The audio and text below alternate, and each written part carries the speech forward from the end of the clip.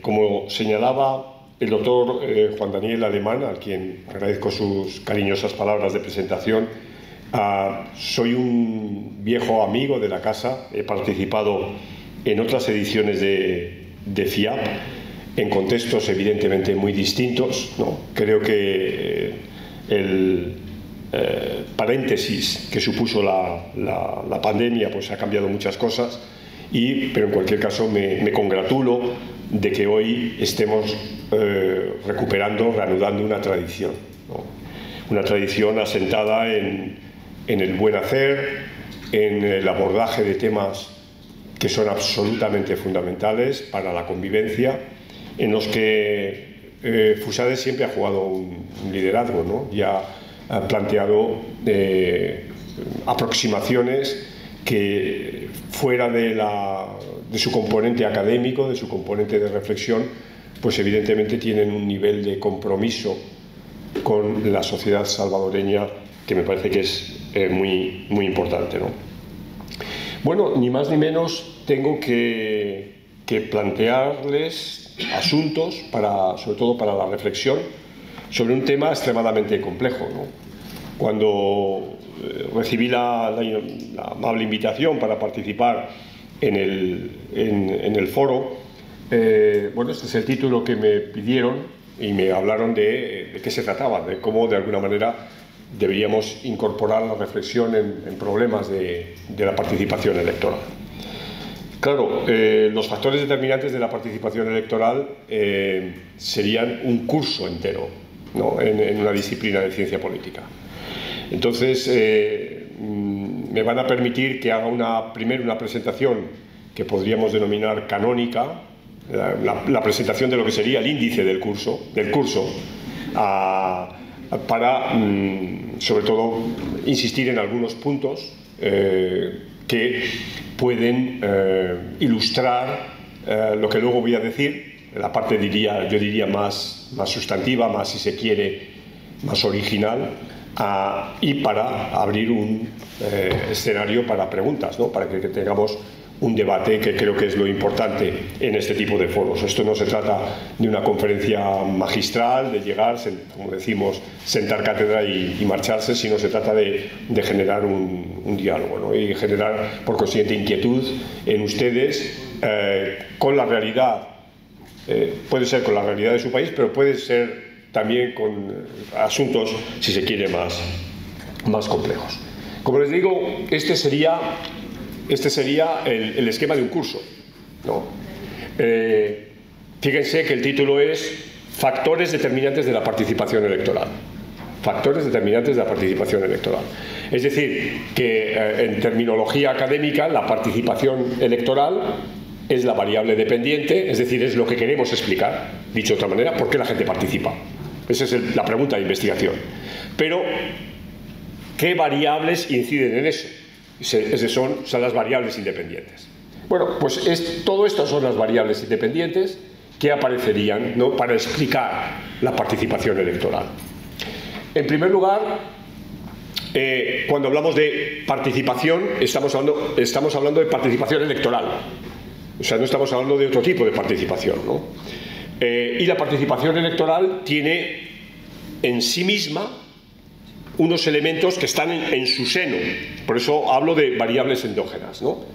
Y que básicamente tienen que ver con dos cuestiones, que son muy grandes: reglas, ¿no? Es decir, cómo se hace esa participación electoral, y segundo, quiénes hacen la participación, porque claro, las reglas no están en el aire, las reglas son para personas, para hombres y mujeres que van a realizar la participación, ¿no? Entonces ahí ya tenemos, si nos damos cuenta, dos apartados que son muy distintos.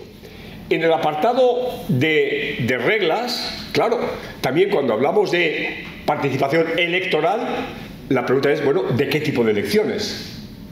¿No? ¿Son elecciones presidenciales? ¿Son elecciones municipales? ¿Son elecciones a la Asamblea Legislativa? ¿Son elecciones para abordar un tema, es decir, un plebiscito, un referéndum? ¿no? ¿Está usted de acuerdo con A, B? Bueno, eso es una elección, no estamos eligiendo a nadie, a ninguna persona, estamos eligiendo entre opciones. Por consiguiente, hay distintos tipos de elecciones. Y estos distintos tipos de elecciones generan per se incentivos para participar o no participar. Les pongo el ejemplo de lo último que les hablaba, de un plebiscito. Si la pregunta que se realiza en el plebiscito es una pregunta fundamental para el día a día de las personas, es evidente que la participación va a ser mucho más alta, porque es algo que afecta a la gente.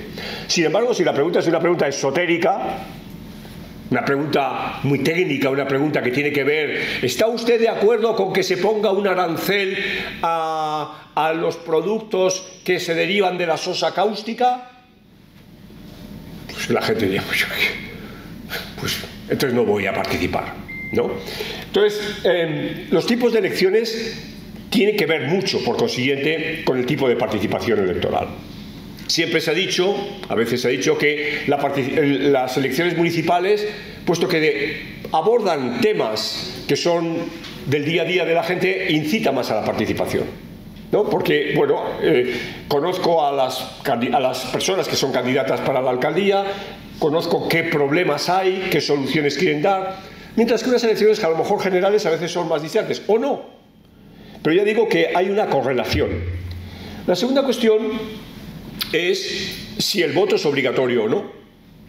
Evidentemente, la participación electoral en un país donde el voto no es obligatorio, por ejemplo, Colombia, es tradicionalmente una participación electoral que a veces ha costado que llegue al 50%. Porque no hay un imperativo legal. Pero además, dentro del imperativo legal hay países donde la participación electoral es obligatoria, pero no hay ningún tipo de sanción. Por consiguiente, es casi como si fuera voluntaria. Y, por el contrario, hay otros países donde la participación electoral es obligatoria y hay una multa muy fuerte por no participar. Luego, entonces, este elemento que basta con una palabra, ¿no?, en la ley electoral o en la Constitución, el voto es obligatorio, o no decir nada, cambia sustantivamente la participación electoral. Tercera cuestión. Dentro de los actores y de las reglas institucionales, bueno, ¿quiénes son los árbitros de la contienda electoral? ¿Hay o no hay árbitros? ¿Es la justicia ordinaria o es una justicia especializada? ¿Hay un organismo específico que organiza las elecciones y ese organismo específico tiene un presupuesto enorme? Les pongo el ejemplo de México, ¿no?, a través del Instituto Nacional Electoral y lo que esto ha supuesto en el avance de la participación electoral en México, ¿no? Es decir, un organismo enorme, dotado de miles de funcionarios con un presupuesto brutal, etcétera, mientras que otros países es el propio Ministerio del Interior el que organiza la cuestión administrativa y la cuestión jurisdiccional depende de la judicatura absolutamente ordinaria. Bueno, esto, digamos que estas instancias de control, de seguimiento, de veeduría del proceso electoral también configuran la participación electoral. Entonces, cada uno, según voy diciendo esto, ustedes van teniendo el mapa mental de lo que ocurre en El Salvador, que conocen infinitamente mejor que yo. Pero también es una variable del proceso electoral la gente, ¿no? Es decir, lo que llamamos los actores sociales, los y las electoras, ¿no?, que en este sentido claramente están articulados por elementos en el ámbito de la política que son fundamentales. Pongo dos que me parece que son los más atractivos y los que la literatura ha puesto mucho más énfasis. Uno es lo que llamamos la cultura política, es decir, la cultura política tiene que ver con actitudes, tiene que ver con valoraciones y tiene que ver con conocimiento de lo político. Entonces podemos referirnos a grupos o colectivos que tienen una determinada cultura política, y hablamos, por ejemplo, de cultura política participativa. Es decir, hay sociedades en las que la participación está claramente desarrollada desde pequeños. No hace falta hacer un especial llamado para que la gente vaya a votar, porque la gente es consciente de que esa no solo es una obligación en su caso, sino también es un deber ciudadano, y está incorporado. Lo mismo que la idea de capital social, es decir, la idea de que la gente tiene que generar procesos asociativos y de desarrollo de la confianza para poder participar en lo público. Y eso anima más o menos, en virtud de la densidad, de la mayor o menor densidad de ese capital social, para participar en la vida política.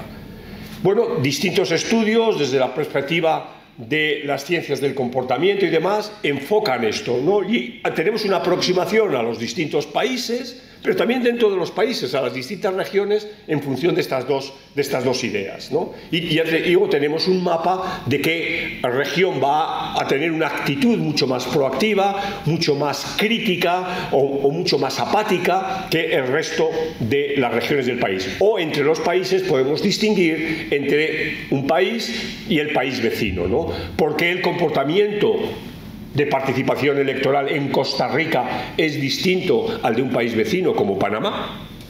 ¿Por qué el comportamiento de un país como Uruguay es distinto al de un país vecino como es Argentina? Bueno, de alguna manera, no solo las reglas y actores y cuestiones institucionales lo explican, porque pueden tener a veces incluso la misma legislación o muy parecida, pero sin embargo lo que marca la diferencia es la cultura política, es el capital social. ¿De acuerdo? Bueno, ese es digamos, un primer aspecto que he despachado en 5 minutos, pero que es un aspecto que abre un árbol, ¿eh? O sea, no es sencillo, porque ya digo, los tipos de elecciones y demás pues son muy distintos, ¿no? Pero además, piensen ustedes que algo que no me he referido, para no perderme más, es el tipo de elección en términos de criterios, por ejemplo, de proporcionalidad, de criterios en función de qué tipo de boleta, en función de qué tipo de circunscripción, etcétera, etcétera, ¿no? Todos estos elementos son elementos que tienen un carácter endógeno y que se sitúa claramente en el ámbito de lo que podríamos denominar las reglas, ¿no? Las reglas. Ustedes ahora mismo están en un proceso que se va a iniciar, un proceso electoral, y este país tiene unas determinadas reglas electorales. Nosotros acabamos de ver procesos electorales este año en América Latina en los que se puede llegar a una elección presidencial en la que el candidato o la candidata más votada es la que gana.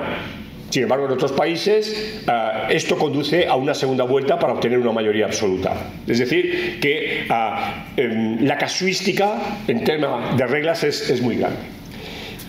Segunda cuestión son las variables contextuales. ¿Sí? Seguimos hablando, recuerden, sobre los factores determinantes de la participación electoral. Es decir, el contexto importa. Cuando hablamos de contexto, de una manera muy simple, utilizamos siempre dos criterios para definir el contexto. El primer criterio es el contexto del tiempo. El tiempo, el momento histórico. Ustedes... hay un grupo muy importante de gente joven aquí, pero quienes tengan más de 40 años recuerdan perfectamente las elecciones históricas de 1994 en este país. Es decir, había un tiempo. ¿Cuál era el tiempo? El tiempo de acuerdos de paz firmados y un nuevo proceso electoral en el que concurrían fuerzas políticas que habían estado en la guerra, en el proceso revolucionario, ¿no? Y entonces el FMLN participaba como un partido político. Eso se llamaron elecciones, ¿no?, históricas, ¿no? Las elecciones históricas. Bueno, el tiempo. Las elecciones de 5 años después no tenían esa connotación, ¿no? Puede haber elecciones, digamos también, condicionadas por el tiempo en virtud de una transición, ¿no? Cuando se ha producido una transición. es un momento también de quiebre, un momento de ruptura, un momento de cambio. O puede ser también cuando se ha producido un cambio constitucional, las elecciones de después de un cambio constitucional. O sea que, y eso tiene que ver mucho con la participación electoral. Si el electorado es consciente de que es una elección histórica, va a actuar de manera distinta en términos, repito, de participación, así es una elección más, ¿no? Esto es muy claro. Luego también una variable contextual es el espacio. Es decir, la primera responde a la pregunta ¿cuándo? ¿Cuándo? ¿Cuándo y lo que significa ese cuándo? La segunda responde a la pregunta ¿dónde? ¿Dónde es esa elección? ¿No? Una elección, piensen ustedes en el caso de mi país, dentro de unos meses se darán las elecciones europeas. Es una elección de espacio. Lo que se eligen son diputados para el Parlamento Europeo. No tiene nada que ver con las elecciones que tuvimos hace 2 meses, que se elegían diputados para el Parlamento español. O no tendrá nada que ver con las elecciones que se celebren el año el 2025 en Cataluña. Son elecciones en un determinado sitio. Es decir, el dónde, el espacio también tiene que ver. Tiene que ver mucho. Antes les refería cómo las elecciones municipales en algunos países pueden incentivar la participación, pero en otros puede que no. Y hay veces que todas las elecciones se celebran juntas. Hay países que tienen solo una jornada electoral. Sin embargo, hay otros que, piensen ustedes, Argentina, por ejemplo, que es un país federal, bueno, pues tiene elecciones en las distintas provincias en momentos distintos. Y solo el calendario nacional lo es para las elecciones presidenciales y las elecciones al Congreso Nacional. Pero luego las elecciones de las provincias, de los gobernadores, de las asambleas de las provincias, etcétera, se marcan de manera distinta. Entonces, eso también tiene mucho que ver con la participación. ¿Por qué? Porque si solo tenemos una jornada electoral, como que todo se suma. Y entonces uno vota por una cosa, otro vota por otra, pero al final todo el mundo termina yendo a las urnas. Sin embargo, si hay una gran dispersión, la participación normalmente es diferente y en algunas elecciones es bastante menor. Entonces esto quiero que lo tengan también en cuenta como variables del contexto guiado por el tiempo y guiado por el espacio. ¿Y cuáles son las variables que yo llamo exógenas? Es decir, sí, afectan al proceso electoral, afectan a la convocatoria y al desarrollo de esas elecciones, pero no forman parte de las propias elecciones. Es decir, podrían no darse, se van a dar, pero podrían no darse. Bueno, están muy vinculadas, ¿no? Y esto tendrá una parte muy sustantiva en lo que yo les voy a comentar después. Básicamente me refiero a lo que llamamos la campaña electoral. Es decir, la campaña electoral está fuera de la elección, acompaña a la elección. Y la campaña electoral, cuando digo campaña electoral, y fíjense que lo estoy separando de la propaganda, la campaña electoral es un proceso que es muy distinto en los países, ¿no? Por ejemplo, algo que tiene que ver con la campaña electoral, les pongo un ejemplo que lo entienden inmediatamente, son los debates entre candidatos. Eso forma parte de la campaña electoral. Pero hay países que obligan a que haya X número de debate entre los candidatos y está regulado. Y sin embargo otros no. Se deja al libre albedrío de los contendientes, ¿no? Es elemento también de la campaña electoral saber si hay un dinero público avanzado por el Estado para que las distintas candidaturas puedan poner anuncios, etcétera. Si hay publicidad institucional en el sentido de el día 23 de noviembre es el día de todo el país, acuda a votar. Bueno, eso es muy distinto a si no hay ese llamado institucional a votar. O sea, todo eso configura una campaña electoral en la que hay elementos que tienen que ver con capacidad de movilización, con capacidad de tener recursos, con capacidad de generar instrumentos de educación ciudadana, etc. Y evidentemente hay un elemento que se monta en la campaña electoral, pero que también es exógeno, que tiene que ver con la propaganda y con los mecanismos de convencimiento al futuro o al inmediato elector de que mi candidatura es la mejor.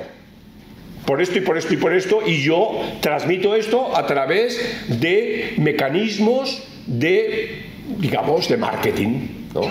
Bien, bueno, esa es la lámina, digamos, introductoria para saber de qué estamos hablando cuando hablamos de participación electoral. Ven que el asunto no es complejo, todos lo tenemos en la cabeza porque somos personas que nos interesa lo público, hemos vivido este tipo de experiencias en nuestro país, en países vecinos, lo vemos en televisión, cuando hay elecciones en países que nos son más o menos próximos, bien porque sean vecinos, bien porque viven nuestras familias, etcétera, seguimos esto, ¿no? Y de alguna manera todo eso coincide con lo que he dicho.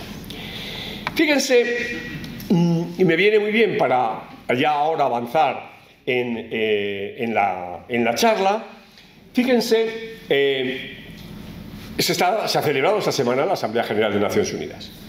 Entonces, leí el discurso del secretario general, Guterres, que dio a la Asamblea General el pasado día 19. O sea, muy reciente, y lo he tomado como una voz autorizada, ¿no? No es una voz partisana, no es una voz imbricada en el juego político, aunque sea un político, es un político de otra naturaleza.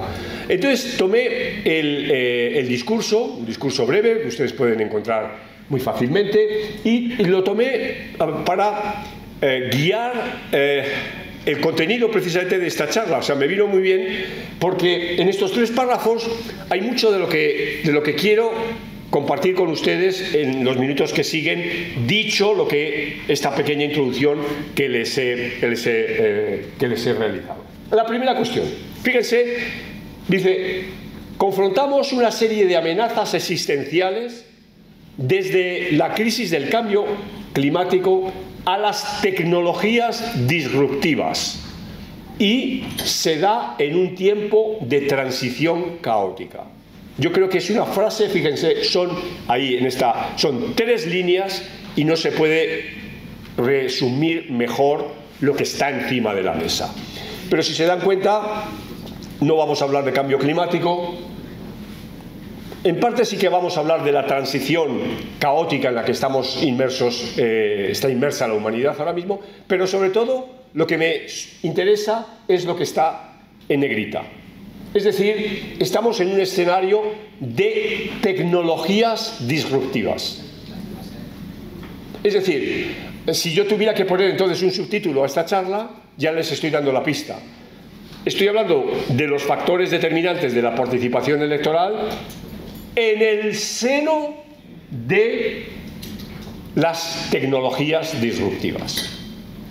Ese sería, diríamos, eso me da pie a mi argumento. Pero segunda idea. El mundo ha cambiado, dice. El mundo ha cambiado. Y fíjense lo que dice después. Nuestras instituciones, no.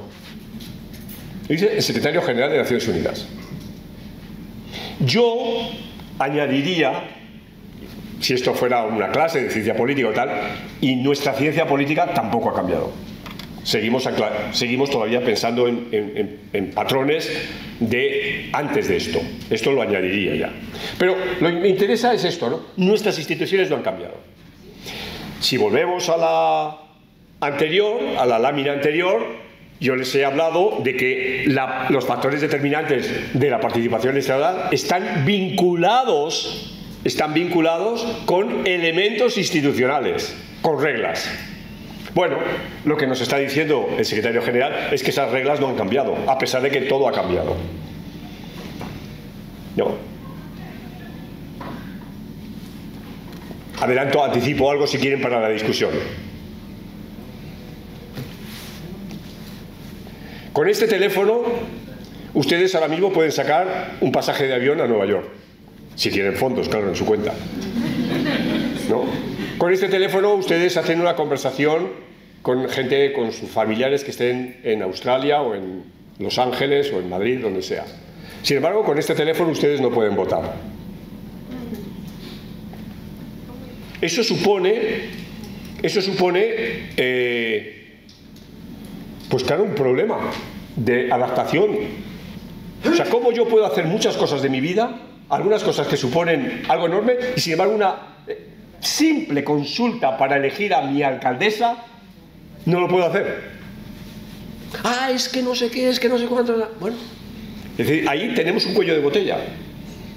O sea, no estoy diciendo que esto sea fácil, pero tenemos un problema. O sea, somos una sociedad tecnológica para 1000 cosas, pero sin embargo seguimos sin poder usar estas tecnologías para algo que nos facilita la vida y a lo mejor facilita la participación electoral.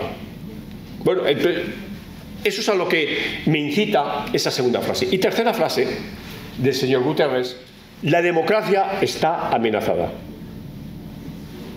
El autoritarismo avanza, las desigualdades están creciendo y el discurso del odio se incrementa. Bueno, es también igual, es un diagnóstico, de nuevo, en dos líneas y media, ni siquiera 2 líneas y media, brutal de donde estamos. Bueno, esto es, entonces, lo que da pie a mí, ya, digamos, a la presentación, diríamos, más enjundiosa. Bueno, se dice, y esto lo encuentran ustedes en la literatura, que hay 6 Ds que distorsionan la democracia en la era digital. Repaso lo que les he dicho o lo que ha dicho Guterres, ¿no? La democracia está en peligro y hay una disrupción digital, ¿no? O sea que entonces, bueno, ¿y qué nos dice la gente que estudia este tipo de cosas? Bueno, pues que se ha producido claramente estos 6 elementos que ustedes están pudiendo leer. 6 elementos que, bueno, que se fuerza la cosa para que comiencen por D, y entonces hablar de 6 Ds, ¿no? Desafección hacia la clase política tradicional. Bueno, esto lo hemos visto cómo se ha traducido en la quiebra en un gran número de países de América Latina, pero también de Europa, etcétera, hacia los políticos tradicionales, ¿no? Es decir, esa idea, ¿no?, que lleva al grito de no nos representan, ¿no? No nos representan. La clase política tradicional. Por consiguiente, todo lo que suena a partidos políticos con unos determinados nombres, siglas, que habían estado vigentes hasta este momento, el hecho de aparecer vinculados a ellos les hunde, ¿no? Siempre, bueno, es muy fácil poner ejemplos, pero fíjense que esto no es de ahora. Es decir, no es de 2020, 21, 22, no. Cuando las históricas, digo históricas, porque supuso un quiebre en este país, y voy a hablar de Venezuela, las históricas elecciones de 1998, a través de las cuales Hugo Chávez llegó al poder, Hugo Chávez se enfrentaba en la carrera presidencial a una mujer que se llama Irene Sáez. Irene Sáez era tan outsider como Hugo Chávez y tenía un activo en sí misma que la publicitaba enormemente para poder tener posibilidades de ser presidenta de Venezuela. Había sido Miss Universo y era alguien que venía de fuera de la política. Pero Irene cometió un error, y es hacerse una foto con los líderes de Acción Democrática y de COPEI. Año 1998. Al minuto siguiente, la intención de voto a Irene Sáez se había desplomado 15 puntos. y podría haber sido la presidenta. Pero la vinculación de Irene Sáenz con los viejos partidos venezolanos de COPEI y Acción Democrática la dejaron fuera de la liza política. Y Chávez ganó perfectamente porque era el verdadero outsider, que no había pactado con ninguno de la clase política anterior. A eso me estoy refiriendo con el tema de desafección. Dicho de otra manera, por consiguiente, no es una cosa de hoy. Estoy hablando de hace 25 años. Segundo, la desconfianza. Desconfianza es distinto a desafección. Desconfianza es tener, y luego sobre esto voy a volver. Desconfianza es tener recelo. No le creo, pero aun no creyéndole le puedo votar. Es distinto a la desafección. La desafección es un alejamiento, un repudio, un rechazo. Genera. La desconfianza simplemente genera cautela. Tercero, desinformación. ¿No? Volveremos sobre esto, pero las nuevas tecnologías han generado tanta información que por un lado genera superabundancia, pero por otro lado permite que como caballos de Troya se metan fake news, se metan a información que no es precisa o directamente en mentiras. Y esto supone un escenario de incertidumbre, es decir, no sé a qué atenerme. No reconozco cuál es el camino, cuál es la verdad, y esto me genera, esa incertidumbre me genera angustia y termina generándome un escenario de miedo. Y el miedo es un factor fundamental en la política, como también luego volveré a señalar. Porque produce un discurso del odio. Cuarta D. Un discurso del odio que mina bases fundamentales en la vida política, como es el respeto y la tolerancia, ¿no? Es decir, un clima de cierto sosiego donde poder discutir los problemas, que se articula en lo que venimos denominando la polarización afectiva. Es decir, la polarización, dicho muy simplemente, del me gusta, no me gusta, que es muy distinta a la vieja polarización ideológica de la izquierda y la derecha. La quinta D es que esto genera un escenario, quinta y sexta, de discriminación y de desigualdad. Es decir, contrariamente a la idea de que, no, todos somos iguales porque todos tenemos un celular. Y entonces en ese sentido parece que nos hemos homogeneizado, ¿no? Y hoy los datos que tenemos es que en un buen número de sociedades el celular está en posesión de cifras que en algunos casos llega ya al 100% y en otros supera claramente el 80% de la población. Por consiguiente, uno podría decir que estamos en un escenario de igualdad, que todos tenemos ese mismo instrumento, ¿no? Pero sin embargo, eso no es así. La construcción de filtros, el uso de algoritmos genera algún tipo de segmentación, de tal manera que todos lo sabemos, si nos sentamos uno al lado del otro y buscamos una misma cosa, nos van a aparecer cosas distintas. Y estamos buscando la misma cosa. ¿Por qué? Porque nuestro celular ya tiene unos filtros, unos algoritmos que saben que yo estoy buscando con esta determinada intención, mientras que tú estás buscando con esta otra determinada intención. O saben que yo ya sé determinadas cosas y entonces me ajustan mucho más mi búsqueda que la que te ajustan a ti. Yo soy un cinéfilo, estoy acostumbrado a buscar cosas de cine, entonces si yo hago una búsqueda en mi celular y tú no eres una persona que te gusta el cine, que no estás interesada, etcétera, nos van a salir dos cosas distintas, habiendo puesto la misma palabra. Yo qué sé, habiendo puesto Humphrey Bogart, nos va a salir dos cosas totalmente distintas, ¿no? Eso me imagino que a veces que habrán hecho la prueba, ¿no? Lo mismo si son aficionadas al fútbol o al teatro o a lo que sea, ¿no? Salen cosas distintas. Entonces esto, ya digo, produce una sensación, por un lado, de discriminación, y eso genera burbujas, genera tribus, genera de alguna manera también una suerte de narcisismo que impregna digamos, nuestro comportamiento en el ámbito, recuerden, de la participación electoral, siempre. Y la desigualdad, porque hay una brecha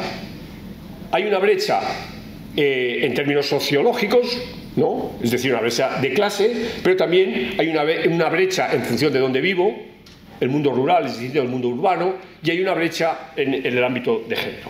Bien, entonces, estas 6 Ds tenemos que tenerlas en cuenta porque, volviendo a Gutiérrez, configuran un hexágono 6, ¿no? Que define ese escenario de disrupción, recuerden la palabra, de disrupción tecnológica que nos ha llegado en un plazo extremadamente corto. Y esto se da en el marco de unas democracias fatigadas. Democracias fatigadas. Esa palabra astenia es el siguiente paso que una persona fatigada puede caer. Y eso ya es un tema complicado, es un tema médico, porque la astenia supone literalmente que no tienes oxígeno que te llega a los pulmones, y entonces estamos en un problema muy serio, ¿no?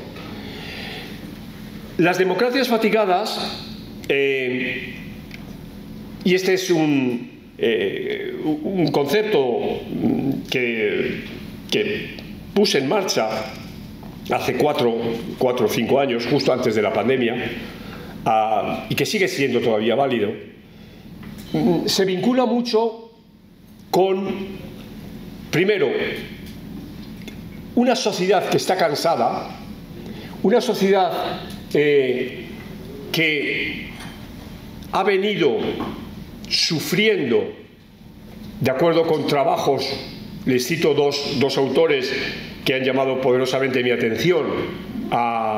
Uno es un polaco, pero que hizo su trabajo en el Reino Unido, su trabajo como sociólogo en el Reino Unido, que es Zygmunt Bauman, un hombre recientemente fallecido, y que le tienen que conocer por ese concepto de modernidad líquida, sociedades líquidas, etc., ¿no? Es decir, en la obra madura, repito, Zygmunt Bauman murió hace poco, pero la obra madura de Bauman es de finales del siglo anterior, es decir, es de finales de los 90, ¿no? O sea que Bauman está hablando antes de la eclosión de las nuevas tecnologías. Y él lo que está haciendo es un análisis de cómo la sociedad surgida, construida después de la Segunda Guerra Mundial, en torno a lo que hemos llamado la sociedad del consumo, ha generado pautas de liquidez, ¿no? De licuación, es decir, en lo que se han perdido los lazos de convivencia, se ha aumentado el individualismo, se ha exacerbado la singularidad, ¿no? Esa idea de aislamiento, etcétera, ¿no? Bueno, ese es un marco, ya digo, teórico, que creo que es muy interesante, que debemos seguir releyendo a este autor, y que daba un perfecto diagnóstico de lo que estaba pasando en la sociedad, sobre todo en las sociedades occidentales, ¿no? Paralelamente, dentro de la evolución de la democracia, piensen ustedes en aquel trabajo tantas veces citado de Samuel Huntington, el intelectual, profesor norteamericano de la Universidad de Harvard, que se refirió a cómo la democracia había empezado a extenderse primero a los países de Europa del Sur, luego a los países de América Latina, después a los países de Europa del Este, luego hubo las famosas primaveras árabes, etc. Es decir, había una eclosión de la democracia en lo que él vino a denominar la tercera ola. Es decir, había un incremento de nuevas democracias.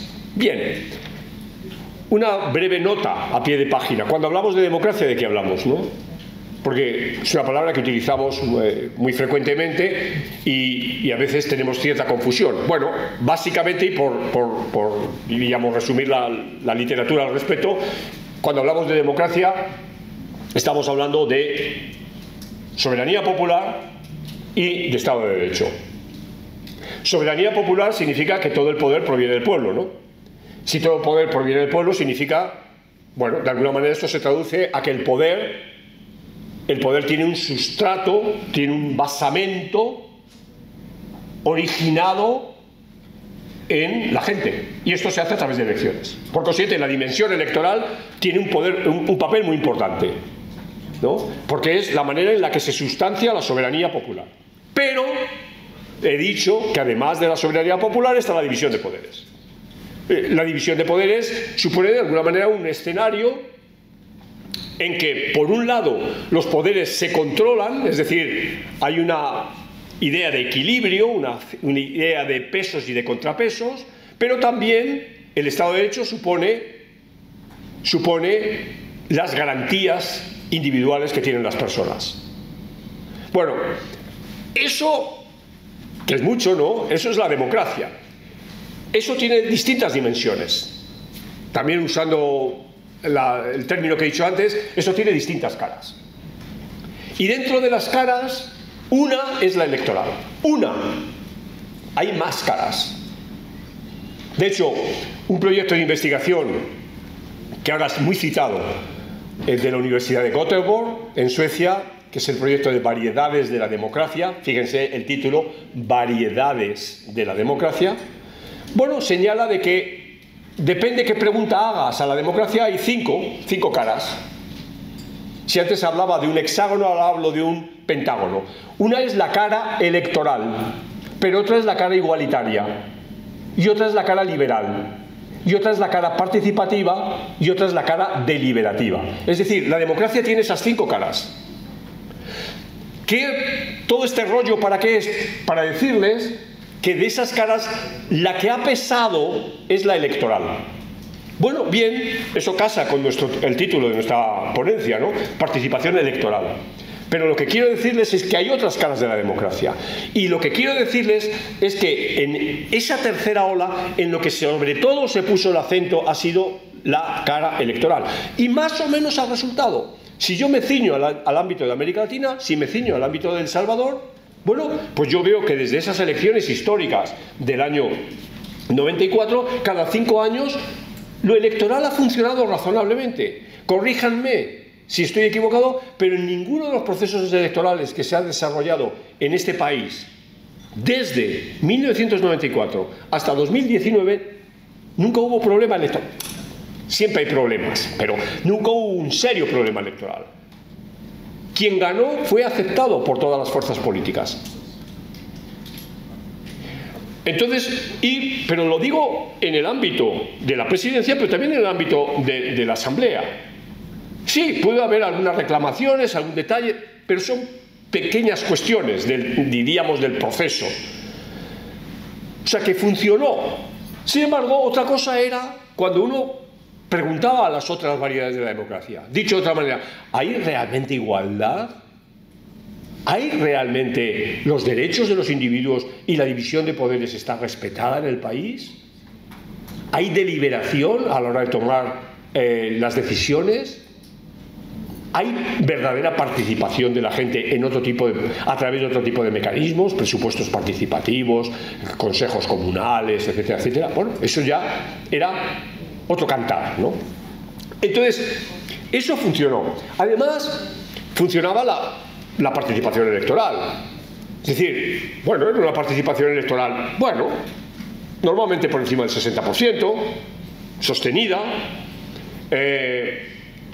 Repito, funcionaba.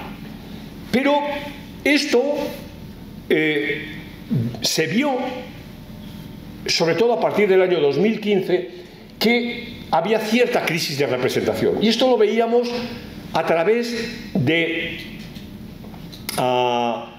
una suerte de medidores, ¿no? Una suerte de instancias para controlar lo que está pasando, ¿no? La volatilidad, la fragmentación, la desidentificación con los partidos políticos, eso estaba ahí presente. Y eso generaba, cuando uno ve las curvas de estos índices, a través de, algunas veces, pues a través de medir lo que está pasando, es decir, la volatilidad es un índice que hacemos en ciencia política, o la fragmentación de los partidos, lo vemos, pero también lo podemos ver a través de lo que podemos denominar encuestas de opinión pública, que hacen el seguimiento de las opiniones de la gente. Y veíamos que había esto, ¿no? Bueno, esto además se daba en el marco del presidencialismo, para América Latina sobre todo. Y el presidencialismo generaba un estrés especial porque el presidencialismo tiene una característica.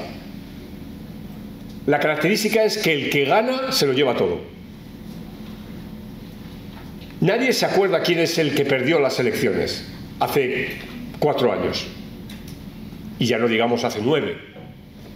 ¿No? O sea, todo el mundo se acuerda de quién fue el elegido presidente en las elecciones del 2014 o en las elecciones de 2019. Pero si empezamos a pensar, ¿y quién era el candidato que perdió? No, es irrelevante.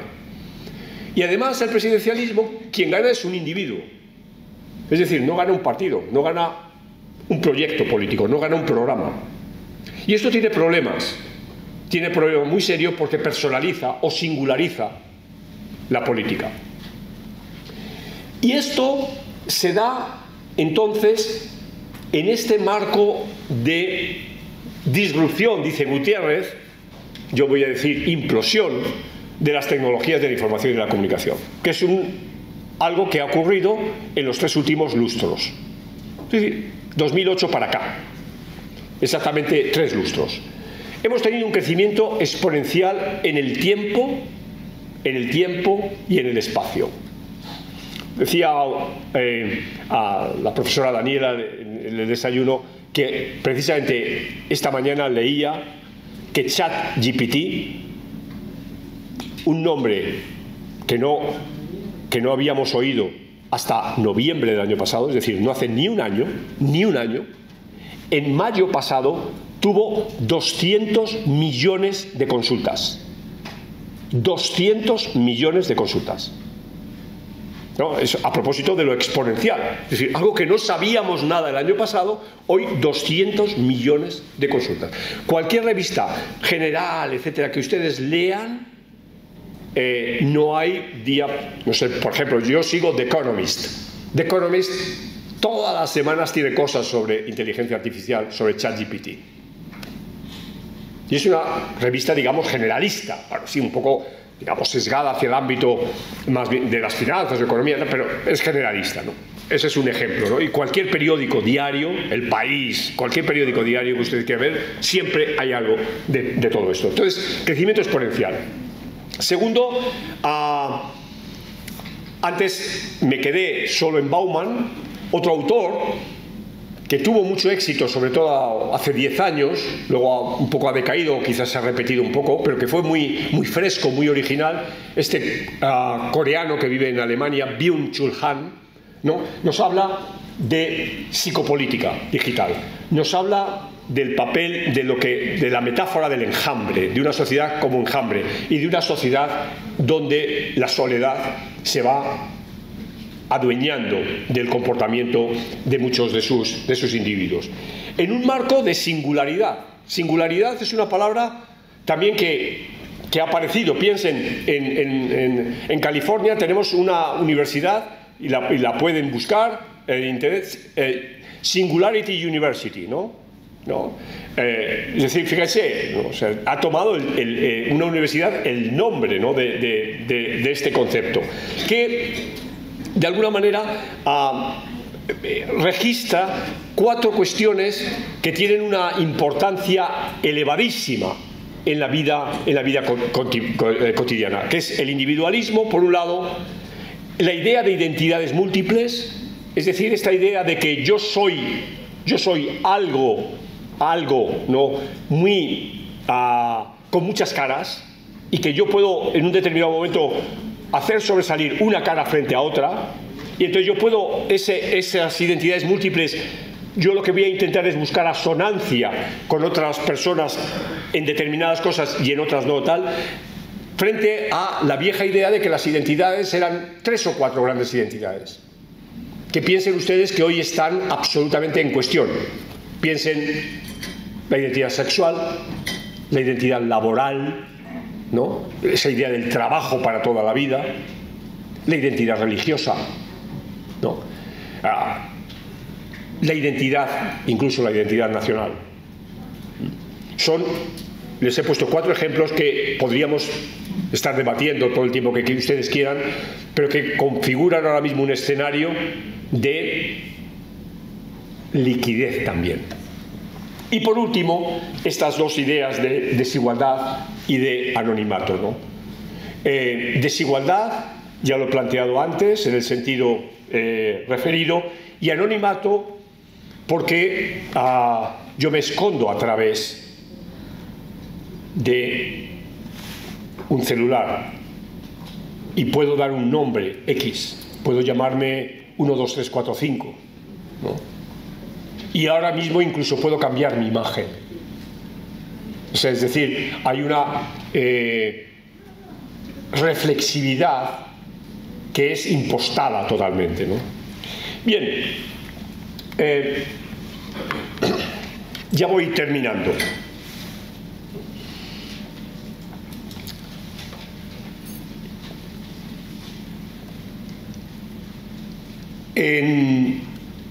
Justo hace un siglo, un politólogo, un profesor inglés, miembro del Partido Laborista, también era político, Harold Laski, que es uno de los pioneros del estudio de las políticas públicas y un hombre fundamental en el origen de la disciplina, en un debate académico en Inglaterra, él dijo: la ciencia política es la cenicienta de las ciencias sociales. ¿Por qué? Pues porque hablamos sin datos. Es decir, especulamos mucho, ¿no? Bueno, era el momento en que precisamente la ciencia política se estaba desprendiendo de la filosofía, ¿no? De la teoría política. Los politólogos eran filósofos. Claro, ya en Francia, en Alemania, en el 19, finales del 19, la sociología había avanzado mucho. Pero evidentemente Laski tenía razón. Hablamos con argumentos, pero no tenemos datos. Entonces él estaba haciendo esta aproximación, repito, desde las políticas públicas, donde en las políticas públicas es más fácil obtener datos. Bueno, porque tú puedes ver lo que la gente está demandando, ¿no? Tú puedes ver cuántos niños pequeños hay sin escolarizar. Y entonces tú dices, hay una demanda de 1000 en este condado, de 1000 niños que no están escolarizados. Entonces necesitamos, pues si necesitamos un profesor por cada 50 niños, pues necesitamos 20 profesores. Entonces, esos son los datos a los que Laski se refería. Inmediatamente, la política, que ya había entrado en la senda electoral, claro, la senda electoral genera números. ¿Por qué? Porque genera votos. Si yo he obtenido 5.500 votos y tú has obtenido 5.000 votos, bueno, pues yo lo puedo contar. Y yo puedo tener una serie de los votos que el partido X ha obtenido en esta circunscripción en los últimos 10 años. Entonces eso me da paso a tener datos. Y si yo empiezo a introducir revolución conductista, ¿no? Cuestionarios, es decir, encuestas, para conocer lo que la gente piensa, lo que la gente dice que piensa o que hace, etcétera, eso me está generando datos. Son las encuestas. Entonces ahí la ciencia política dio un salto enorme, y por eso siempre decimos en las clases que el origen de la disciplina realmente tiene 100 años, porque es cuando la ciencia política empieza a utilizar números, datos. Bueno, pero es que hoy resulta que la ciencia política tiene más que la política tiene más datos que la biología. Fíjense que la biología, que ni más ni menos la biología está trabajando el genoma humano. Pero hoy tenemos más datos del comportamiento de toda la humanidad a través de las nuevas tecnologías. Es decir, esto es la gran revolución en términos, ahora estoy hablando estrictamente en términos académicos. O sea, de pronto tenemos millones de datos que podemos extraer, que podemos almacenar y que podemos manipular, interpretar, jugar con ellos. Fíjense ustedes cuando alguien dice, no, es que la Biblioteca Nacional del país que sea, todos sus libros han sido digitalizados. Fíjense lo que significa eso. Que todos los libros de una Biblioteca Nacional hayan sido digitalizados. Fíjense lo que significa que, de nuevo, a través del celular, cada vez que tocamos el celular, cada vez que hacemos una búsqueda, cada vez que nos movemos por la ciudad, cada vez que consultamos la temperatura que hace el clima, cada vez que mandamos un mensaje con determinadas palabras, todo eso está siendo capturado. Y estamos hablando ya de miles de millones de personas, de miles de millones de celulares, que están capturados, que están almacenados y que están manipulados. Bueno, estoy diciendo algo trivial, algo que ustedes conocen de sobra. Pero a pesar de que lo conocemos, de que lo vivimos, etcétera, no somos conscientes de que hay una nueva política en la que se incorpora todo esto. Bien, de eso vamos a seguir hablando. Porque claro, todos hemos escuchado hablar de la voluntad general, ¿no? Aquel concepto de Rousseau que aprendíamos cuando dábamos teoría de las ideas o filosofía o tal. Recuerden este autor francés, ¿qué recuerdan de Rousseau? El buen salvaje, ¿no? Y la voluntad general. Y la voluntad general era un concepto raro. ¿Qué es eso de la voluntad general? Porque nos decía nuestro profesor, no, la voluntad general no es la voluntad, la suma de todas las voluntades. Es otra cosa. Rousseau nunca lo definió de manera clara. Él hablaba de la voluntad general. Bueno, cito de nuevo a Byung-Chul Han. Byung-Chul Han dice, miren, la voluntad general, Rousseau era muy amigo, diríamos hoy, de café, de bar, de D'Alembert. Y D'Alembert era uno de los introductores de la enciclopedia. Y D'Alembert era matemático. Y D'Alembert le explicó a Rousseau el concepto de media, de mediana y de moda. Es decir, conceptos estadísticos. Y Rousseau lo interpretó de esta manera. La voluntad general. Eso es la voluntad general. Bueno, eso hoy lo podemos conseguir con inteligencia artificial. La voluntad general es la inteligencia artificial. Es decir, la capacidad de obtener datos y de saber cuál es el sentir de una colectividad. Les pongo otro ejemplo. A través de Big Data, hoy sabemos, y esta es una noticia de la semana pasada, que en términos generales, grupales, etcétera, a propósito del sueño, los asiáticos duermen 35 minutos menos que, por ejemplo, los europeos, o que también que los americanos.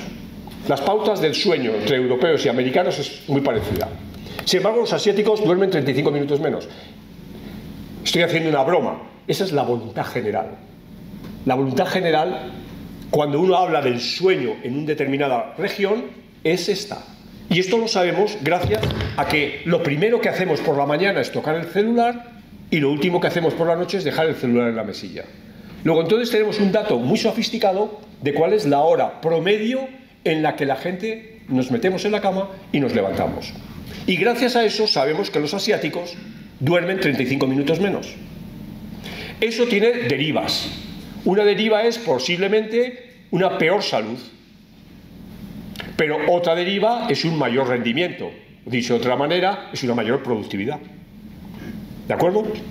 Bien, la voluntad general va por ahí. Es decir, la voluntad general puede permitir, señor embajador, conocer cuál es el espíritu británico con respecto a Brexit, por ejemplo. Y a lo mejor no es necesario preguntarlo, porque a través de la voluntad general se puede expresar cuál es la inclinación de una sociedad hacia un tema tan claro como es estar o no estar en la Unión Europea. Se puede hacer. Se puede hacer.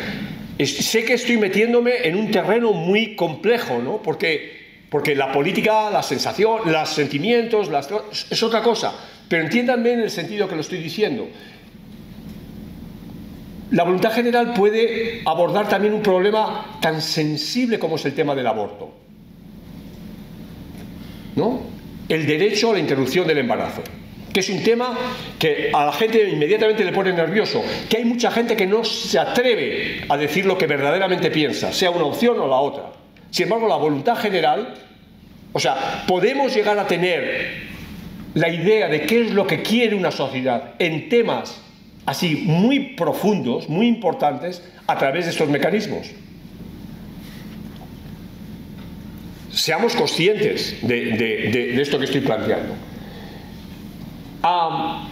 Pero claro, aquí estamos hablando de determinantes de la participación electoral, ¿no? Pero les he dejado esto para ver cómo les suena esto. Bueno, hay tres cuestiones, ¿no? Que se vinculan en gran medida a lo señalado anteriormente.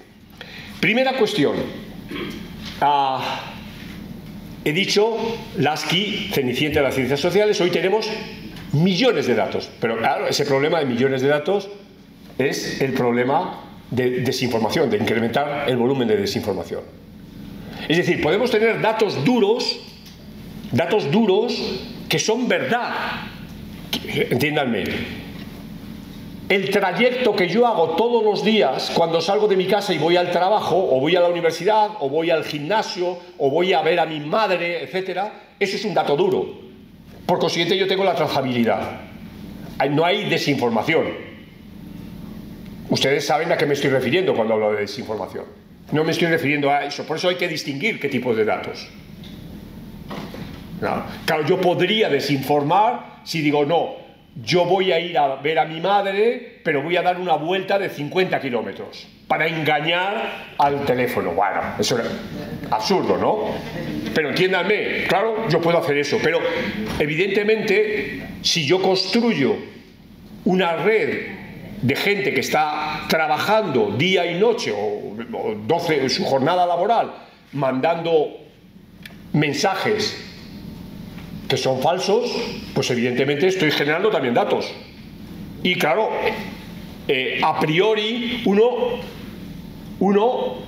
no sabe a qué pie tenerse. O sea, luego yo sí sé que esos datos son falsos. ¿Por qué? Porque sé que tienen una pauta, porque sé que salen de un determinado sitio, etcétera, etcétera. O sea, yo tengo capacidad para saber que eso es un Volt que se está llevando a cabo en Moscú, por decir, o se está llevando a cabo en San Salvador, ¿no? Yo tengo esa capacidad, pero a priori no lo tengo. Porque yo como usuario de una determinada red social, ya he dicho por primera vez la palabra, yo recibo algo. Pero evidentemente eso está ahí. Y eso es un problema que tenemos.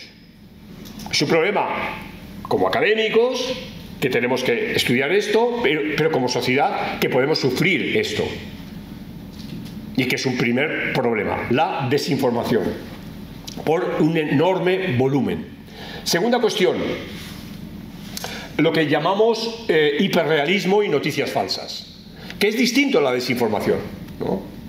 Es decir, el hiperrealismo es, como también ahora lo vamos a poder ver, cuando yo recibo un mensaje, una grabación de un íntimo amigo, amiga, que me dice algo y yo escucho y reconozco su voz e incluso reconozco sus rasgos, pero no es él o ella, ¿no? Pero yo lo veo realistamente, es decir, hay un escenario de hiperrealismo, es decir, no, pero mira, si es él, me está diciendo esto, es su voz, es su tal, me está diciendo que por favor que le envíe $50.000, que tiene un problema muy serio, que está en una situación de vida o muerte, que por favor le haga este favor. Bueno, tercera cuestión, lo que llamamos la propaganda personalizada. Es decir, yo tengo un perfil, antes me refería a ello, y yo recibo un aviso, recibo un anuncio que tú no recibes. ¿Por qué? Bueno, pues porque yo soy la persona adecuada para eso, para ese producto. Bueno, esto, si estamos hablando de participación electoral, bueno, yo estoy recibiendo un mensaje del candidato en el que me dice: profesor Alcántara, sabemos de su compromiso con tal y tal y tal, entonces entendemos que usted es una persona proclive a votar al candidato X, porque el candidato X es consciente, coincide con su valoración del problema de tal y de no sé qué, no sé cuánto. Entiéndame que el candidato X no le va a defraudar, vótele.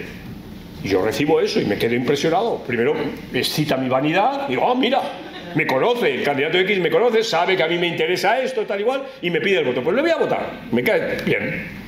Bueno, eso que parecía que era una fantasía, no es ninguna fantasía, evidentemente. Es una realidad. La campaña electoral se puede segmentar y decirme lo que a mí me suene bien del programa del candidato. Lo que me podría sonar mal, eso no me lo van a decir. Bien, entonces, claro, la inteligencia artificial está aquí y se enfrenta al tema de la regulación, ¿no? Ese tema a qué hacer con la inteligencia artificial.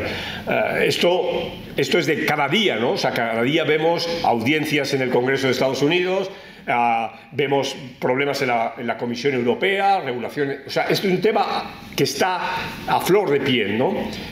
De hecho, ahora mismo Google está en un juicio, ¿no?, en Estados Unidos, a propósito de su posición de dominio, ¿no? De que sea el buscador que utiliza el 90% de la gente, ¿no? Y como esto está en una situación de monopolio, etc. Bueno, ¿qué vaya a pasar de esto? O sea, ¿qué vaya a suceder de esto? Es fundamental para atender a este punto, ¿no? En un escenario de colapso del Estado, esto hay que decirlo, ¿no? Los Estados están colapsando.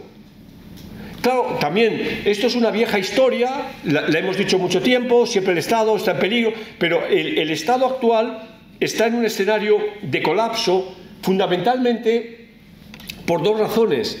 Primero, está por que la nueva soberanía, es decir, quien tiene, o sea, el poder, vuelvo a lo anterior, es el de los datos. Quien tiene el poder es quien controla los datos. La nueva soberanía es de quien controla los datos, pero los datos están en la nube. Es decir, hasta ahora estábamos hablando de que la soberanía era el territorio, controlar el territorio, pero ahora resulta, y entonces yo controlaba el territorio. Imagínense, un país tiene un pozo petrolero, yo conquisto el país y he conquistado el pozo petrolero, ocupo el pozo petrolero. Piensen ustedes en la guerra de Irak, ¿no? La invasión de Irak por Kuwait, etcétera, todo aquello, ¿no? Es decir, mis fuerzas militares ocupan. Bueno, hoy, ¿cuáles fuerzas militares van a controlar la nube? Vean ustedes ahora mismo cómo en la crisis de Europa, de Ucrania y Rusia, cómo el señor Musk tiene un poder absolutamente fundamental en el tema de comunicaciones. Y de alguna manera le tienen que rogar de rodillas, es decir, denos su información, que usted la tiene. Es decir, esto es insólito, porque es una corporación privada.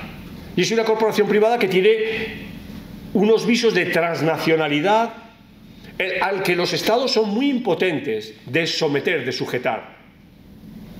Y es un escenario muy técnico, muy sofisticado, de negociación, de confrontación política y demás. Y eso se da en el seno de la fragmentación política. Es decir, la fragmentación política es que sí, bueno, uno puede decir Unión Europea, vale, pero ¿hasta qué punto la Unión Europea es unión en este tema? Y no hay países que miran a otro lado. ¿Cuál es la relación entre la Unión Europea y el Reino Unido? ¿Cuál es la relación entre el Reino Unido y Estados Unidos? ¿Hay una relación de lealtad, una relación de confianza mutua o, por el contrario, cada uno está haciendo el juego por su lado? Y en esa fragmentación política, estas grandes empresas tienen una capacidad de sobreponerse al Estado. Es decir, y esto entonces me lleva también a algo muy querido, ¿no?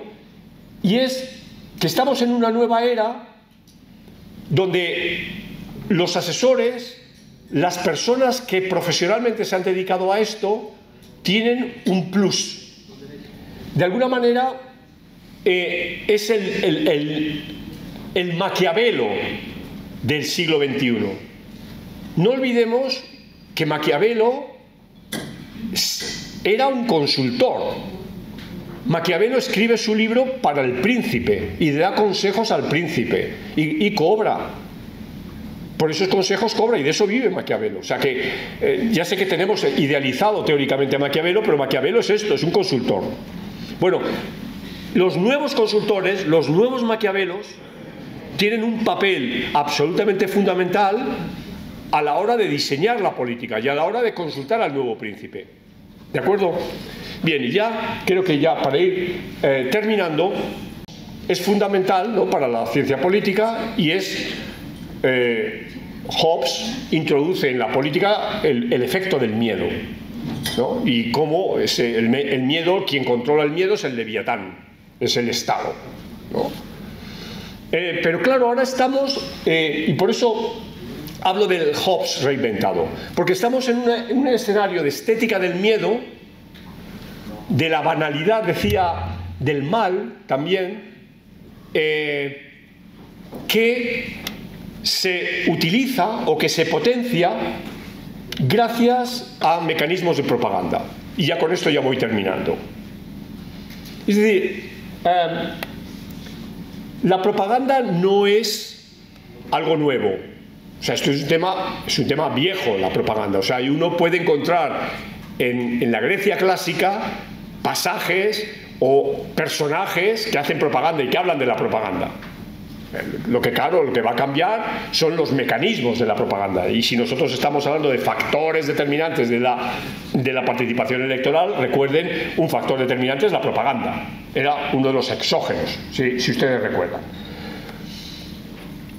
Hay dos autores que comienzan el siglo XX realmente, y esto me da gusto plantearlo porque es así, buscamos una suerte de enlace con la conferencia que va a dar la doctora Alonso seguidamente, con ámbitos de psicología, pero que me parece muy importante puntualizarlos como dos, lo que serían dos apuntes por lo que ellos figuran, ¿no? Gustave Le Blanc es un psicólogo francés que va a tener su famoso libro que se llama Psicología de las masas y es de finales del XIX.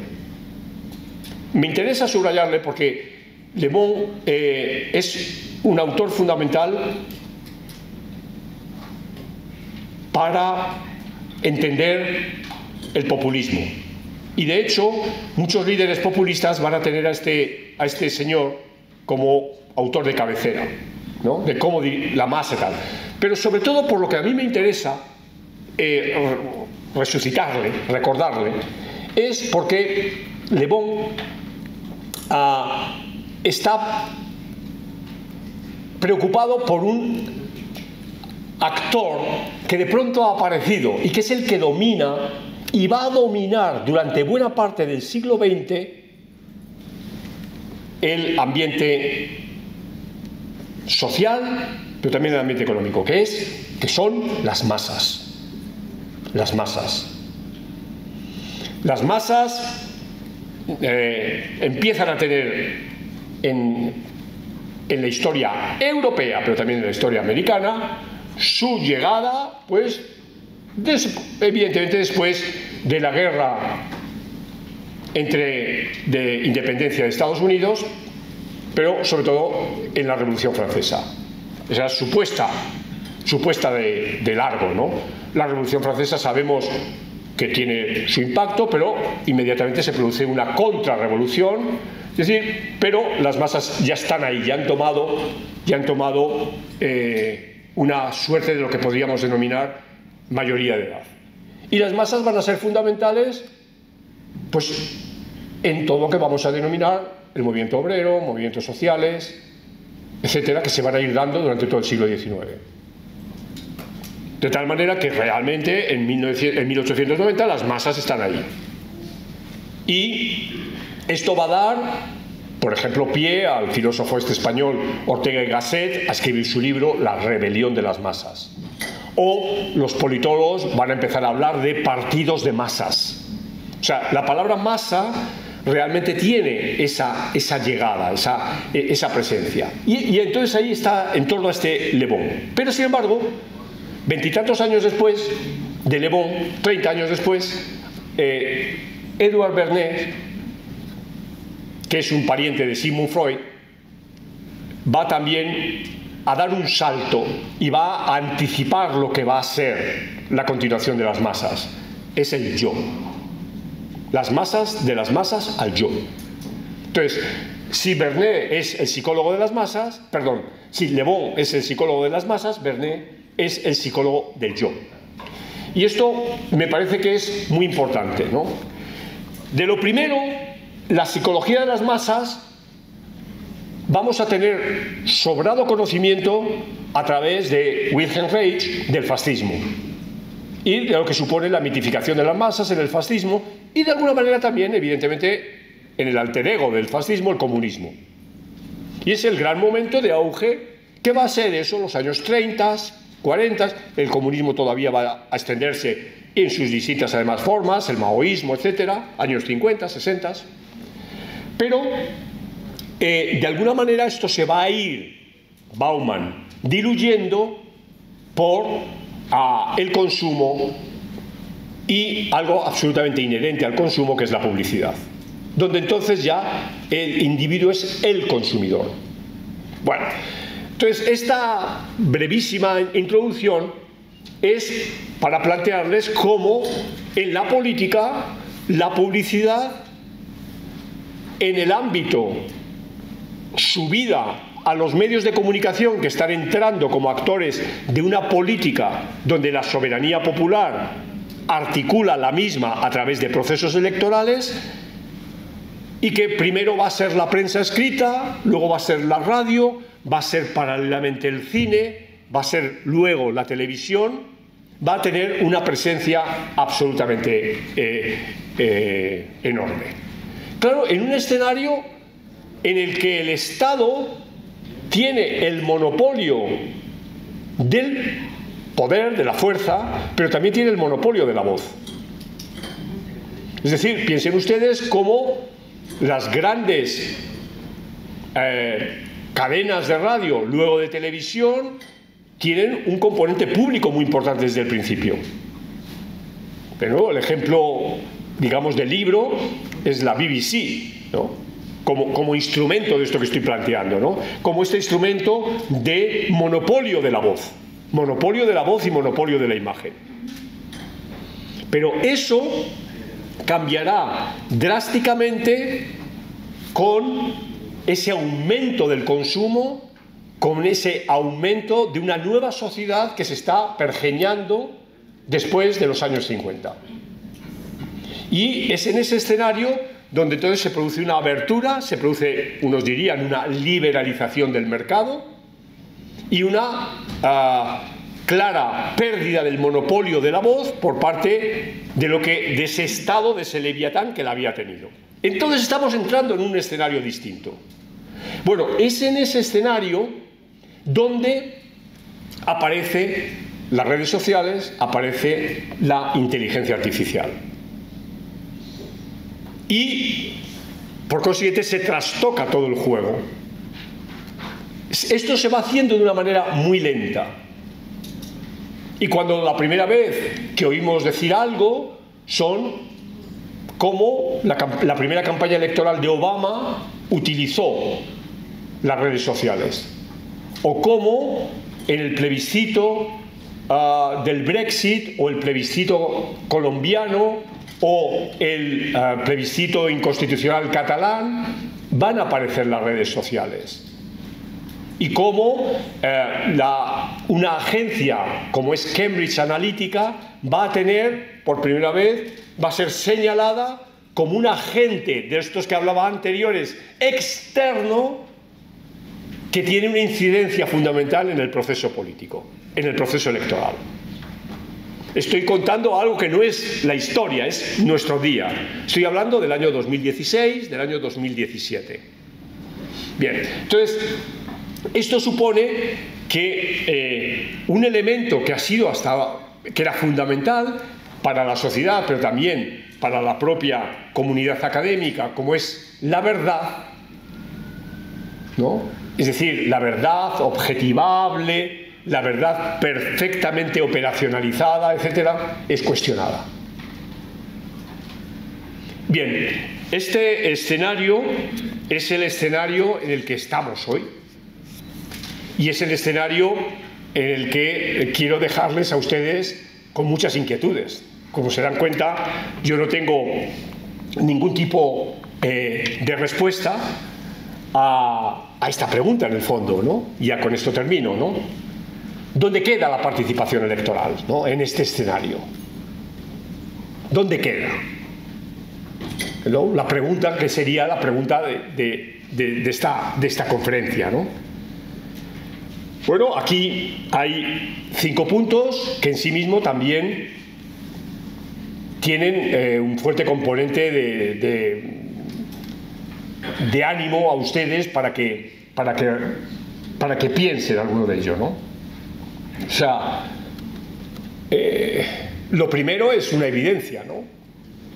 La democracia, ya lo decía antes, se ha restringido a lo electoral, sin considerar otro tipo de dimensiones, y eso ha empobrecido la democracia. Y eso tenemos que ser conscientes. O sea, por eso cuando hablamos de democracia tenemos que ser conscientes de que de entrada la restringimos a esto. Entonces, mi consideración, no será el momento de que debemos empezar, digamos, echar marcha atrás y empezar por el principio, decir, bueno, vamos a replantear el pacto que supone como sociedades cuando hablamos de democracia, y vamos a incorporar ese tipo de dimensiones, porque si no, dejemos la ficción de hablar de democracia. Segundo término, digo, como provocación, ¿las urnas están vacías de boletas? Bueno, no sé, a lo mejor no, a lo mejor sí. Antes decía que no se ha producido un derrumbe en la práctica física de poner la boleta. O sea, que la gente sigue yendo más o menos, seguimos yendo más o menos, ¿no? Aunque algún colega dice, no, hay un descenso, claro, en la participación electoral. Es decir, las urnas se están quedando vacías de boletas. Pero algo que me parece más importante, y el significado de esas boletas dentro de las urnas. ¿Es un significado lleno? ¿Es un significado promisorio? ¿O es un significado vacío? Cuando yo he votado a un candidato, sé a quién estoy votando fuera de una imagen, fuera de un rostro armónico, de una sonrisa, de una determinada imagen, o está vacío, o eso está vacío, no hay nada detrás de ese rostro.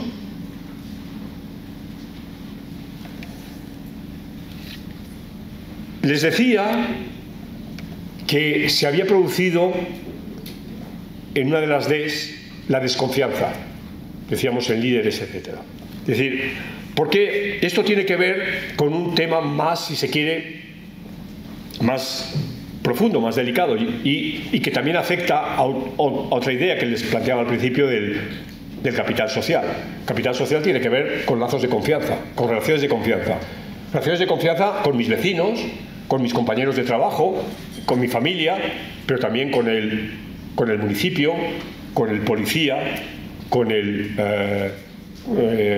asambleísta, es decir, con las instituciones, con la autoridad impositiva del país. Es decir, ¿en qué medida estas relaciones de confianza se han quebrado? ¿En qué medida hay una ausencia de pautas de confiabilidad? Y que esto me lleva por consiguiente a un escenario de restricción de la confianza a muy pequeños grupos, a muy pequeños grupos, o incluso ni eso. Y me hace caer por consiguiente en el más de los completos aislamientos, ¿no? Puesto que no confío en nadie, voy a generarme mi propio microespacio, ¿no? Y a ello, cuarta idea, se da lo apunté también antes, un impacto en la idea identitaria, en esa idea identitaria del quién soy yo, pero también la idea de quiénes somos, que esto llevado a la política es el demos. ¿Quién es el demos? ¿Es suficiente decir con que el demos son los salvadoreños? ¿Qué significa ser salvadoreño? ¿Quiénes son los salvadoreños? ¿Los que están dentro, los que están fuera del país? ¿El salvadoreño varón es igual que la salvadoreña mujer? ¿El salvadoreño que tiene más de 60, 65 años es lo mismo que el salvadoreño que tiene entre 15 y 30? ¿El salvadoreño que vive en el campo, en un medio rural, es lo mismo que el salvadoreño que vive en una gran ciudad? ¿El que tiene estudios? ¿El que no? O sea, es decir, ¿podemos hablar de un demos homogéneo? Ya sé que ustedes me van a decir, bueno, pero el problema ha sido siempre. Sí, ha sido siempre, pero con la diferencia de que hoy la gente tiene conciencia de ser mujer, o de ser persona mayor, o de ser emigrante. Y eso hoy, con las nuevas tecnologías, se potencia, porque yo tengo mi grupo de red social de los jubilados, o tengo mi grupo de red social de X, ¿no? De los jugadores de ajedrez, de fútbol, de no sé qué. Entonces, en ese sentido, además de haber esta confusión identitaria, el demos está fragmentado. Y estamos aquí hablando de participación electoral. Dicho de otra manera, ¿por qué va a participar? Y esto ya lo sabemos, es una pregunta absolutamente retórica, tonta, la que voy a hacer, pero ¿por qué vamos a considerar que la participación de la mujer es igual que la participación del hombre? ¿Por qué? ¿Por qué? Miren, ayer, y perdón por separarme, pero les voy a contar una cosa de mi país. Mi país como todos los países, es un país complejo. Y una de las complejidades de mi país es que se hablan distintas lenguas en mi país. Esa es la realidad. Es una realidad. Y esa realidad está recogida en la Constitución. La Constitución del año 78 declara que España es un país plurilingüe.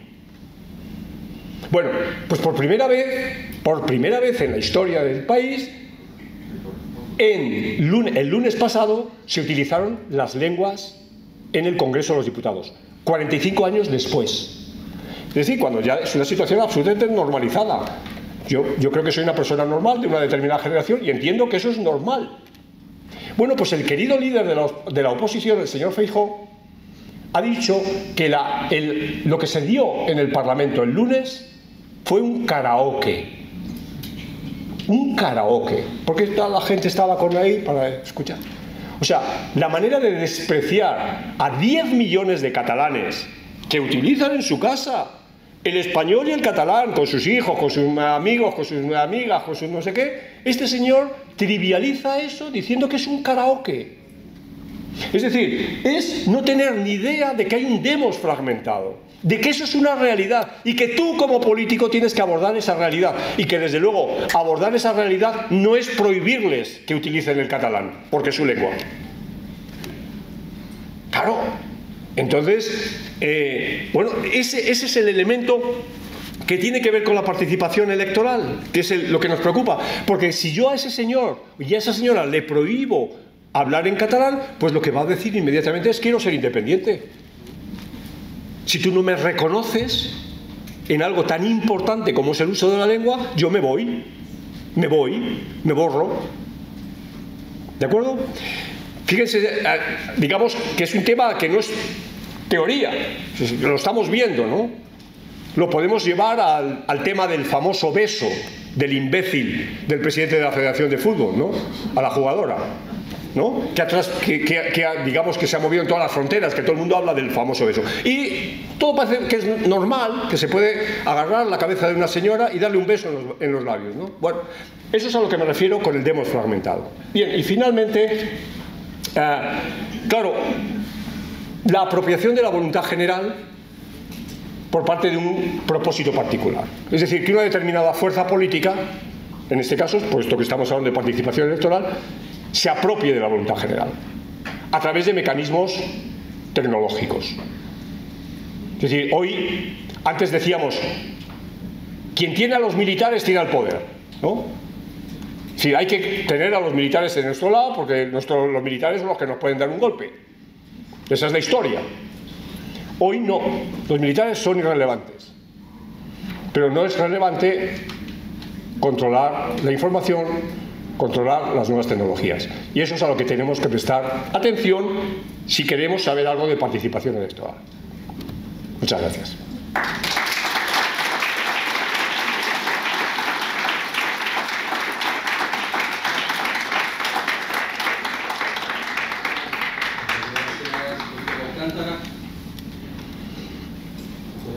Hemos recopilado las preguntas en 5 grupos. Tenemos 5 cuestionantes a usted. ¿Escuchan? 1, 2, probando, gracias. La primera de ellas, doctor, como le repetía, hemos recopilado las preguntas en 5 cuestionantes representativas para ser más expedita este proceso. Y la primera de ellas dice: doctor Alcántara, mencionó que el voto puede ser obligatorio. ¿Puede explicar? A mi entendimiento, el voto es libre y opcional, un derecho, pero no necesariamente una obligación. ¿O sí? ¿Contesto ya? Sí, tengo una prueba. Bien, bueno, pues no tengo respuesta. Es decir, tengo una respuesta personal. Tengo una respuesta personal, pero si no les gusta la puedo cambiar por otra. A ver, mi respuesta inmediata sería decir: el voto es libre. Esa sería mi respuesta inmediata. Está dentro de lo que llamaríamos el libre albedrío de la persona. Esa es mi respuesta inmediata. Pero si la pienso un minuto, pues digo, el voto es... Recuerden aquella famosa expresión, ¿no? No taxation without representation, ¿no? Recuerden esa expresión que va a dar origen a la independencia de Estados Unidos. No pago impuestos si no puedo votar. ¿De acuerdo? Bueno, pues la segunda respuesta a esta pregunta es: yo le doy la vuelta a la frase. Y es: si pago impuestos, tengo que votar. Entonces, el voto es obligatorio. Lo mismo que es obligatorio pagar impuestos. Si yo estoy de acuerdo con que hay que pagar impuestos, y estoy de acuerdo con eso, o sea, no tengo una posición libertaria, digamos, si yo estoy de acuerdo con que hay que pagar impuestos, entonces estoy de acuerdo con que hay que votar. Y por consiguiente el voto es una obligación. Muchas gracias. Nuestra segunda pregunta. Doctor Alcántara, ¿qué riesgos plantea la democracia? ¿Qué riesgos plantea para la democracia una asistencia masiva a las urnas en una elección, pero de ciudadanos con un voto sin reflexión racional, basado solo en la simpatía hacia un candidato? Bueno, pues lo que les señalaba, el vaciamiento del sentido de la democracia. Porque la pregunta, digamos, queda incompleta en el sentido de ¿De qué democracia, quien hace la pregunta, estamos hablando? Porque si acepta lo que yo le he dicho, es decir, a mí no me preocuparía que se diera esa situación si están funcionando los otros costados de la democracia, es decir, si está funcionando el Estado de Derecho, si está funcionando la separación de poderes, si está funcionando otro tipo de perfiles de la democracia, ¿no? Si solo lo único que funciona es esto, pues claro, evidentemente es un riesgo en sí mismo, porque es desfigurar una realidad. Diríamos en castellano, es pan para hoy y hambre para mañana.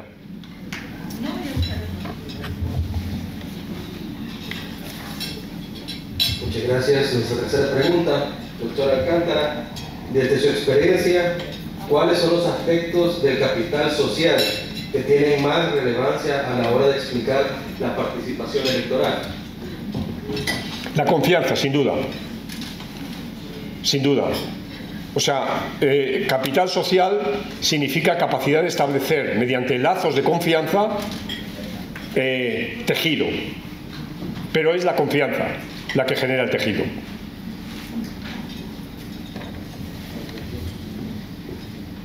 Nuestra cuarta pregunta, algo extensa.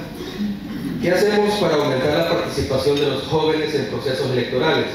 Actualmente, este sector representa un 60% de la población según datos del PNUD. Tienen el poder de definir el resultado de una elección, pero no votan. En las últimas 4 elecciones, los porcentajes de nuevos votantes que acuden a obtener DUI de forma anticipada son preocupantes. Bueno, este es un tema muy clásico, o sea, es un tema que se ha estudiado mucho, ¿no? Porque tiene que ver con procesos de socialización, ¿no? Es decir, la gente joven, cuando se trata de hacer acción pública, acción colectiva, se mueve básicamente por 3 tipos de impulsos. Uno, el familiar, es decir, lo que ven en casa. Entonces esa es una pata, ¿no? La segunda es lo que hacen sus compañeros, ¿no? Y la tercera es lo que está viendo, lo que le están enseñando en el colegio. Entonces, la primera y la tercera son las decisivas. Lo que aprende, lo que ve en casa, es decir, normalmente los padres abstencionistas provocan hijos abstencionistas, entonces ahí se va abriendo una vía, pero también la ausencia en el colegio, en la escuela, ¿no?, de programas de capacitación, de programas de animar, pues es fundamental. Ahora, por ejemplo, la semana pasada teníamos el Congreso Centroamericano de Ciencia Política en Panamá y nos hablaron la gente del Tribunal Electoral del Panamá que están haciendo el año que viene, creo que es en el mes de mayo, tienen las elecciones generales en Panamá. Entonces, que paralelamente iban a hacer un simulacro de elección en los colegios.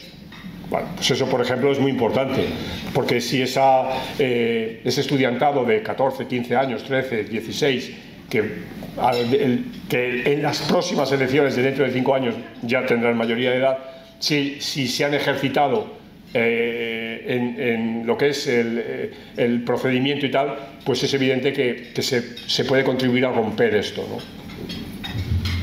Gracias, doctor. La última pregunta.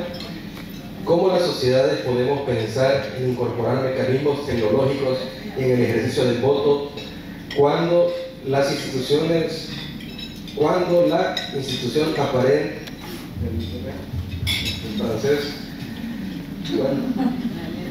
cuando la institución garante del proceso electoral es cuestionable en su actuar? Bueno, es que ¿puedes repetirlo otra vez, por favor? Porque... ¿Cómo las sociedades podemos pensar en incorporar mecanismos tecnológicos en el ejercicio del voto cuando la institución garante del proceso electoral es cuestionable en su actuar? Creo entender por dónde va. la solución es actos como este, la solución es empoderar a la sociedad civil y a asociaciones de la sociedad civil, la solución es crear un clima de opinión a través también de medios de comunicación, a través de universidades, etcétera. Lo que pasa es que es un proceso lento. Como les decía anteriormente, ¿no? Yo sigo sorprendido de que en España llevemos 45 años votando de la misma manera. O sea, pero absolutamente de la misma manera. Yo les puedo asegurar que cuando voté por primera vez en el año 77 y cuando he votado ahora en el mes de julio, es la misma manera, hasta el mismo color de las papeletas, absolutamente todo es igual, ¿no? Y han pasado 46 años, ¿no? Entonces, no es un tema fácil cambiar esto, pero es un tema que por lo menos, como estamos haciendo aquí esta mañana, debemos debatir y debemos generar una inquietud en las personas de decir, bueno, porque, repito, yo no digo que esto sea la solución, el votar con el teléfono, ¿no? Y evidentemente puede tener su elemento negativo y tal, pero hay que discutirlo y hay que llegar al convencimiento de que una nueva práctica requiere tales y tales pasos, y esto yo creo que hay que abrir un debate, ¿no? Y abriendo el debate se puede llegar a detectar problemas, pero a la vez también a convencerse de si la vía por la que se está optando es una vía positiva o es una vía factible o no.